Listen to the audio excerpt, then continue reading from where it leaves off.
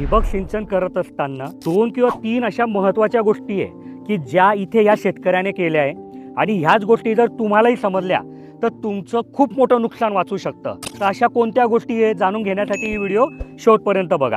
पहिला विषय की या शेतकऱ्याने काय केलंय की बघा 16 mm ची नळी आहे ना, इकडे 200 सव्वा 200 फूट टाकली आहे, इकडे 200 सव्वा 200 फूट टाकली आहे, पण जे पाईपाला छिद्र पाडायचं आहे ना ते समोरासमोर नाही केलंय, एक 3 इंच 4 इंचाचा गॅप ठेवला आहे। तर याच्यामुळे काय होतं की तुमच्या सबलाईनची जी ताकद आहे ती तशीची तशी राहते।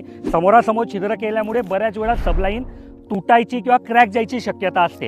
तर हा पहिला त्याने प्रयोग इथे केला आहे। तर हा प्रयोग काय केला आहे की सामान्य शेतकरी काय करतात की इथे एक छिद्र पाडलं असतं आणि दुसरं इकडे तर आडवं छिद्र पाडलं असतं। यांनी तसं नाही केलंय, वरच्या दिशेला तिरपं छिद्र केलंय बघा, इथे तिरपं आहे, इथे तिरपं आहे। याच्यामुळे काय होतं की काम करायला त्यांना सोपं झालं। तिसरा महत्त्वाचा जुगाड असा आहे की तो जर तुम्हाला समजला तर तुम्ही फार म्हणजे कमी मेहनतीमध्ये काम कराल। तर तो असा आहे की बघा इथे छिद्र पाडलं, त्याला टेकअप लावलं आणि एवढी प्लेन नळी वापरली आहे आणि तुमची जी इनलाईन आहे इकडे तर ती इथे जॉयनरने चिपकवली आहे। इकडे पण तसंच केलं आहे त्याने की हे प्लेन नळी आहे आणि जॉयनरने इकडे इनलाईन लावली आहे। तर याच्याने फायदा काय होतो की शेतात जर ट्रॅक्टर वगैरेने काही काम करायचं आहे तर हा शेतकरी इथून ही नळी काढेल, हे बांधावर तिकडे घेऊन जाईल, हा पाईप त्याला इथून हलवता येईल। हे जुगाड तुम्हाला कसे वाटले हे कमेंटमध्ये सांगा।